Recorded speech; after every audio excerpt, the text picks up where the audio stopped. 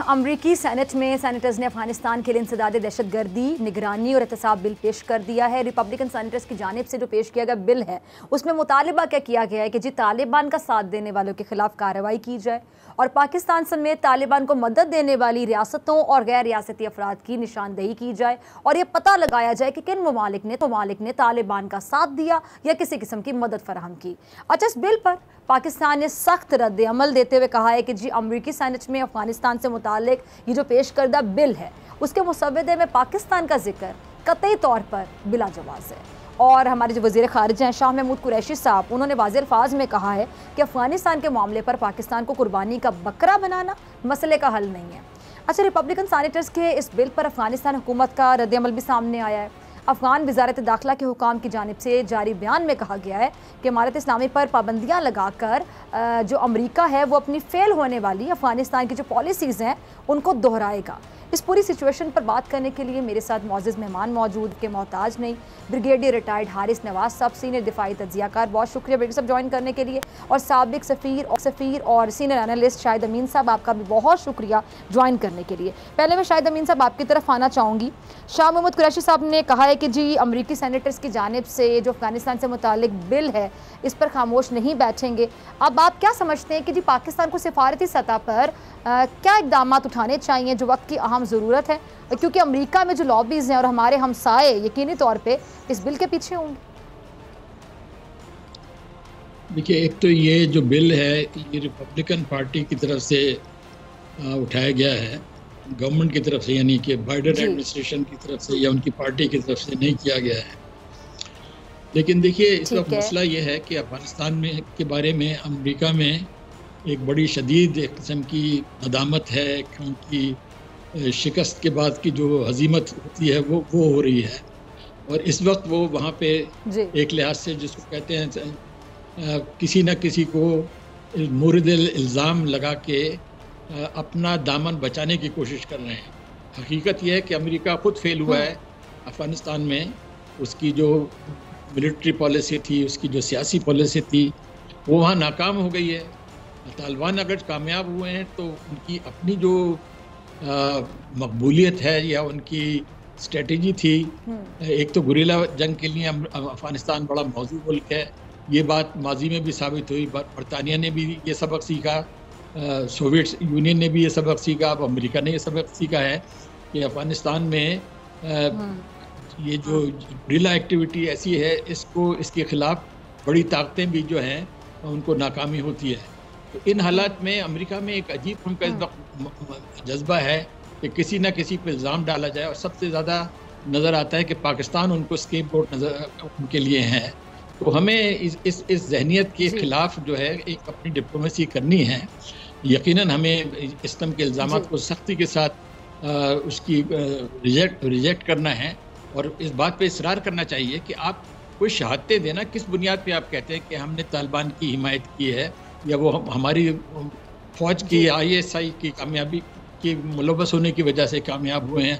आपने देखा आखिर में तालिबान ने आखिरी 10 दिनों में अफ़गानिस्तान में पूरा तेज़ी के साथ कब्ज़ा किया, हर जगह वहाँ की फ़ौज ने हथियार डाल दिए, लड़ाई की नौबत तक नहीं आई आखिर में। तो उसमें पाकिस्तान का या हमारी ISI का या हमारी हुकूमत का क्या ताल्लुक़ है?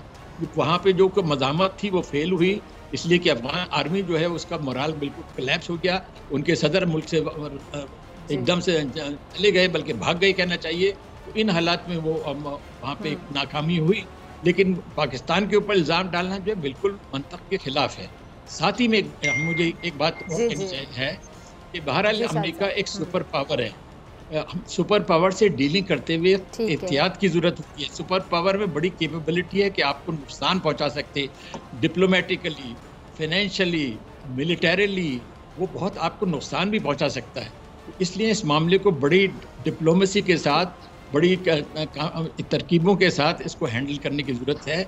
जज्बात में और जोश में आन के अमेरिका को बुरा भला कहने से हालात बेहतर नहीं होंगे। इस वक्त हमारी डिप्लोमेसी का काम यह है कि वहाँ की जो वहाँ पे ओपिनियन मेकर्स हैं उनके पास जाएं और समझाएं कि आप बिलावजह पाकिस्तान पर इल्ज़ाम डाल रहे हैं, बल्कि अब भी पाकिस्तान का रोल है। आप अपनी फ्यूचर पॉलिसी को बिल्कुल नाकाम बनाने वाले, पाकिस्तान की मदद के बगैर अफगानिस्तान के हालात बेहतर नहीं होंगे। अगर तालिबान आइसोलेटेड हो जाते हैं तो फिर वहाँ ज़्यादा इस बात का इम्कान है कि टेररिज्म बढ़े, जो अमेरिका की लिए सबसे बड़ा खतरा है। इसलिए अमेरिका को अब भी पाकिस्तान की बड़ी शदीद ज़रूरत है। इन बातों को जब एक्सप्लेन किया जाएगा तो मैं समझता हूँ कि वहाँ पे माकूलियत का इजहार किया जाएगा। ठीक है जी, ठीक है। ब्रिगेडियर हारिस नवाज साहब, आपने शाहिद साहब को भी सुना। अच्छा ब्रिगेडियर साहब, एक अमरीकी सेनेटर हैं, उन्होंने इस बिल पर तनकीद करते हुए कहा है कि जी पाकिस्तान पर उंगलियां ना उठाई जाएं और कहते हैं कि जी बिल पेश करने वाले सेनेटर्स को साबिक सदर ट्रंप पर तनकीद करनी चाहिए, जो पाकिस्तान और अशरफ गनी हुकूमत से कैदी रिहा करवा के तालिबान को इक़्तिदार में लाए। अच्छा ब्रिगेडियर साहब, अगर देखा जाए तो बात तो सही कही है उन सेनेटर साहब ने। अब ये जो रिपब्लिकन सेनेटर्स हैं, ये वाकई क्यों नहीं पूछते ट्रंप से और क्यों नहीं सवाल उठाते कि अमेरिका ने कैसे मदद की तालिबान की? वो भी तो दुनिया को बताना चाहिए ना, क्यों नहीं बताते? बताएं। देखें, ये जो सेनेटर जॉन ने बड़ी बिल्कुल सही ऑब्जर्वेशन किया, उन्होंने क्वेश्चन भी पूछते हैं और बड़े चुपते क्वेश्चन किए जनरल लिंकन से, और उनको यही कहा कि बताएं पाकिस्तान ने क्या कुछ किया आपके लिए और कैसे पाकिस्तान को ब्लेम कर रहे हैं, what are the facts and figures हैं। लेकिन बात यह कि याद रखिए, अमेरिका हमेशा अपने फेलियर्स किसी और को के ऊपर डालता है और स्केपगोट बनाता है, और पाकिस्तान इस वक्त ईजी उनको अवेलेबल था। लेकिन पाकिस्तान को अमेरिका से ये पूछना चाहिए कि आपने ये, आपको जनरल मिली ने बड़ा क्लियर कहा जी कि हमने रिकमेंड किया था कि इस तरह विदड्रॉ नहीं करें, 2500 ट्रूप्स अपने वहाँ पर छोड़ें, उसके बाद ऑर्डरली विदड्रॉ करें। आपने अफगान तालिबान से मुआहदा किया, आपने उनसे मुआहदा किया जी बिल्कुल हम जाएंगे, आप इसको कंट्रोल करें, टेक ओवर करें।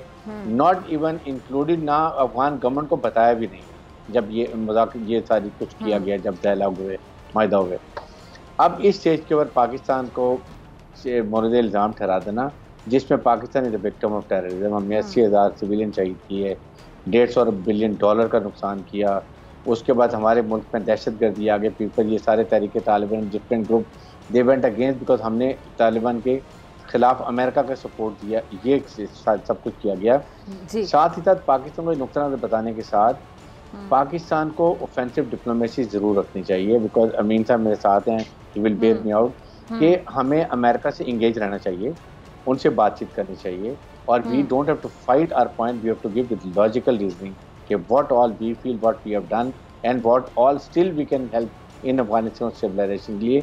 साथ ही साथ जो एक नए ब्लॉक से मर्ज कर रहे हैं, जैसे हम बात करते हैं कि रशिया का, सेंट्रल एशिया का, चाइना का, ईरान, टर्की में भी, मलेशिया, इंडोनेशिया, ये ब्लॉक इस बिकमिंग रीजन में बहुत स्ट्रॉन्ग। ये अमेरिका आपको कभी भी अबंडेंट नहीं कर सकता। हमारी जियो स्ट्रेटिक लोकेशन ऐसी है कि ये डिस्पाइट जितनी सैंक्शन हमें वो नहीं कर सकते। सो पाकिस्तान ने पहले भी 99 में सैंक्शन ले चुके हैं।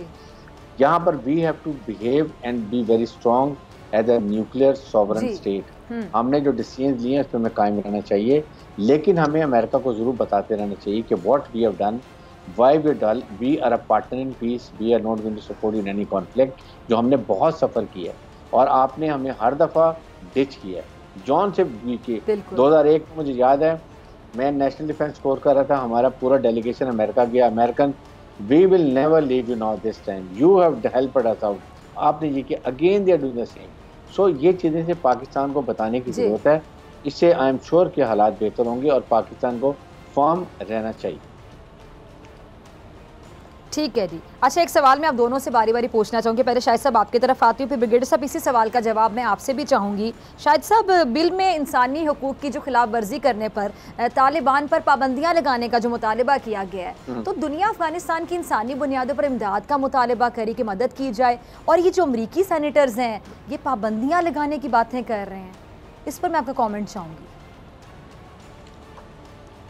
देखिए, अगर कोई मुल्क ताकतवर होता है तो हमने देखा कि ह्यूमन राइट्स के बारे में कोई एतराज़ात नहीं उठाए जाते। अब इंडिया कश्मीर में कैसे मज़ालिम कर रहा है, इंडिया के में जो मुसलमान माइनॉरिटी, बल्कि और भी माइनॉरिटीज़ के साथ क्या जुल्म हो रहे हैं, क्या दुनिया में कोई है उनके ऊपर उंगली उठाता है या खुले बंदों उन पर एतराज़ करता है? लेकिन जो छोटे मोटे मुल्क होते हैं जैसे म्यांमार है, बर्मा, फॉर्मर बर्मा या अफ़गानिस्तान, ये इन पे हर एक की होता है, हर किस्म की टेस्ट लिए जाते हैं कि आप इस टेस्ट में पास हों तो हम आपको तस्लीम करेंगे या आपको लेजिटिमेसी देंगे वगैरह वगैरह। ये दुनिया का बदकिस्मती से एटीट्यूड है कि कमज़ोर जो है उसके ऊपर बहुत हर किस्म के मुतालबात करने शुरू कर देते हैं। लेकिन साथ ही में एक हकीकत यह है कि तालिबान का रिकॉर्ड अच्छा नहीं है। जब उनकी हुकूमत थी 1996 से 2001 तक, तो आपने देखा कि औरतों के साथ क्या जुल्म हो रहा था। शटल कॉक बुर्का बना के उनको पब्लिकली उनको औरतों को एग्जीक्यूट करते थे और क्या क्या हरकतें करते थे। बुद्धा के स्टैचूज़ को गिरा दिया, औरतों की तालीम रोक दी, म्यूज़िक रोक दिया, टीवी रोक दिया, फिल्म देख दी, बार्बर शॉप बंद कर दी। उनका रिकॉर्ड अच्छा नहीं है। अब उन्होंने वादा किया कि हम जो है एक ज़्यादा माकूल पॉलिसी इख्तियार करेंगे, और यही अब उनके अपने हक़ में भी है, अफगानिस्तान के हक़ में भी है। उनको कुछ ना कुछ पहले के मुकाबले में ज़्यादा लचकदार रवैया इख्तियार करना पड़ेगा, ताकि इस सिलसिले में जो उन पर शदीद एतराज़ात हैं कि ह्यूमन राइट्स वायलेशन हो रही हैं वो कम हो। मैं जानता हूँ इसमें बदनीयती है, ये जो इसके पीछे बदनीयती है, लेकिन साथ में ये भी कहना पड़ेगा कि तालिबान का अपना रिकॉर्ड अच्छा नहीं है और उनको अपने ह्यूमन राइट्स के सिलसिले में ज़्यादा बेहतर रवैया इख्तियार करना चाहिए। ये उनको दुनिया में लेजिटिमेसी देगी। लेजिटिमेसी के बगैर तालिबान अकेले दुनिया में कैसे सर्वाइव करेंगे? तो ये सारी चीज़ें देख के उनको भी कुछ हालात में बेहतरी लानी चाहिए और इंटरनेशनल कम्युनिटी को भी अपने रवैये में थोड़ी माकूलियत लानी चाहिए। सही, ठीक है। ब्रिगेड साहब आपकी तरफ आना चाहूँगी, इसी सवाल का जवाब मैं आपसे भी चाहूँगी। देखें, बात ये कि ह्यूमन राइट्स तो बात अमेरिका ना करे, ना दूसरे ह्यूमन राइट्स चैंपियंस करे। जो अमीन साहब ने बात की कश्मीर की, then what is happening in Palestine. France में क्या हो रहा है, जहाँ बुर्का जो लेडीज ने पहना होता है उनके उतार दिए जाते हैं, खींच दिए जाते हैं। सेकंड ये कि ह्यूमन राइट्स को अब तालिबान ये वो नहीं है, उन्होंने आते ही आम माफ़ी का ऐलान कर दिया है, ह्यूमन राइट्स की बात कर दी है, तमाम लेडीज़ को, औरतों को जॉब्स की उन्होंने बात की है, तालीम की बात की है। उन्होंने किसी को विक्टिमाइज़ नहीं किया। हामिद करज़ई, अब्दुल्ला सारे वहाँ पर मौजूद हैं, उनको वो किसी को कोई कुछ भी नहीं कह रहे हैं। आप उनको कोई मौका तो दें, आप उनको स्टेबलाइज तो होने दें, आप स्टेबल गवर्नमेंट तो बने दें। स्टेबल गवर्नमेंट कैसे बनेगी? आप उनको फाइनेंशियल सपोर्ट करें, give them strength, give them confidence, तभी वो काम करेंगे। जब वो एम्ब्रॉयल हो जाएंगे अपने खुद ही मसाइल के अंदर, तो वहाँ पर भी अलकायदा भी आएगी, ISS भी होगा, TPP भी होगी। तो अमेरिका क्या चाहता है? अमेरिका नहीं चाहता वहाँ अमन हो। अमेरिका चाहता है वहाँ पर जितना लड़ाई झगड़ा वो पूरा पहले फौज को तैयार करके छोड़ गए थे, जो उनको सरप्राइज हुआ है, वो नहीं चाहते। वो चाहते हैं कि वहाँ पर लड़ाई झगड़ा, खून खराबा, अनस्टेबिलिटी, ना कनेक्टिविटी सेंट्रल एशिया से हो, ना बोल्ड रोड इनिशिएटिव बने, ना हमारा CPEF बने, बलूचिस्तान में हालात ख़राब बने। ये डिज़ाइन है। इसलिए इस मौके पे अगर ये ममालिक ऐसी बात कर रहे हैं, mean they are not serious. Otherwise आप कैसे किसी मुल्क के $9 बिलियन आप फ्रीज कर लेते हैं? आप यूनाइटेड नेशन को रिकग्नाइज नहीं करता, आप उनको मौका नहीं दे रहे। आप कम से कम उनको 3-4 महीने तो दें। जिसने उनके फाइटर्स हैं, जिन्होंने ये कुछ 20 से लड़ाई की है, वो अफगान गवर्नमेंट को नहीं कहते जी आने देते जी कि आप किसी को नहीं लेकर आएंगे, वरना हम उनके खिलाफ हो जाएंगे। इसलिए उनको तालिबान कह रहे हैं, अफगान तालिबान कह रहे हैं जी हम एक्सक्लूसिव गवर्नमेंट बना लेंगे, सब कुछ कर लेंगे, आहिस्ता आहिस्ता हालात ठीक होते हैं, गिव देम 3 से 4 महीने। यही पाकिस्तान भी उनको समझा रहा है कि जी आप कोशिश करें, लेकिन this is not the way how American are dealing with Taliban. Subscribe करें और बेल दबाएं ताकि कोई खबर रह न जाए।